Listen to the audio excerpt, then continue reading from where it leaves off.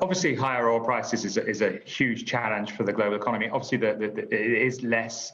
The amount of oil that's consumed per dollar of output has been falling quite dramatically. So I think that the channel here is probably more through the inflation route rather than eating into people's pockets directly. And obviously, with inflation where it is, and also we've got the US inflation print tonight that's absolutely critical.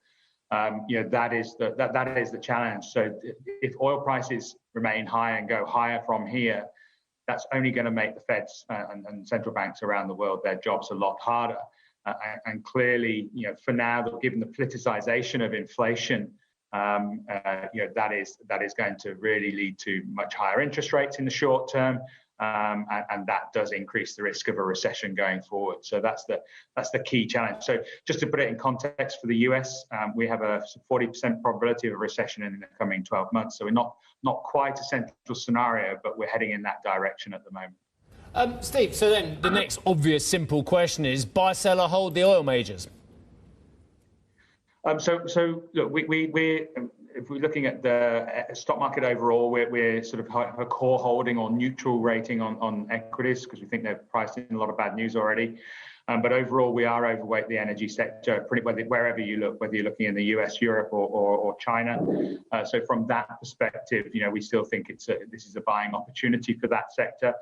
Obviously, had huge outperformance year to date, the only sector that's in positive territory, and we do believe that's likely to continue in the short term. Steve, can the energy sector continue to outperform while the rest of the commodities complex is weakening? I think it can, but I mean, obviously the elephant in the room is that recession risk, right? So whereas you can argue that equity markets have largely priced in a soft recession, so in the US a recession is usually associated with, on average, a 27% pullback in equities. We saw a 24 peak to trough already, so you can argue that that's already priced in.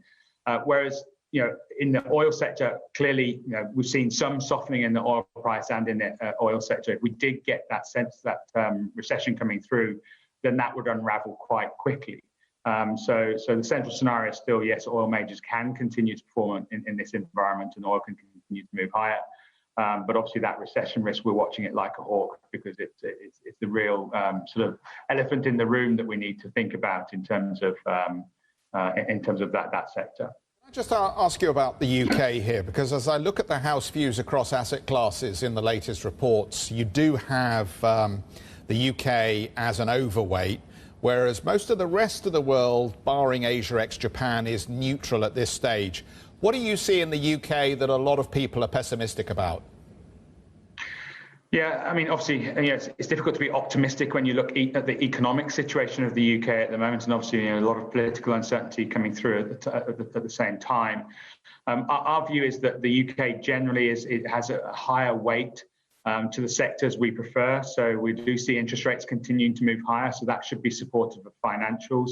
Obviously, it has a higher weight to energy as well. So, and there is a sort of higher dividend yield component to the UK market. And typically, when you've got higher level of inflation and rising interest rates, dividend yield equities that tend to outperform. We've seen that coming through this year, both at the dividend level, but also at the UK equities as well. And then if you look at valuations, because of all that negativity around the economic situation and concerns about political dynamics, the market is still pretty cheap as well. So from that perspective, we think the UK, it's almost a contrarian view, if you like, saying you look at the headlines and you think this is not a market you want to touch, but actually in the current economic environment, it's probably better than most.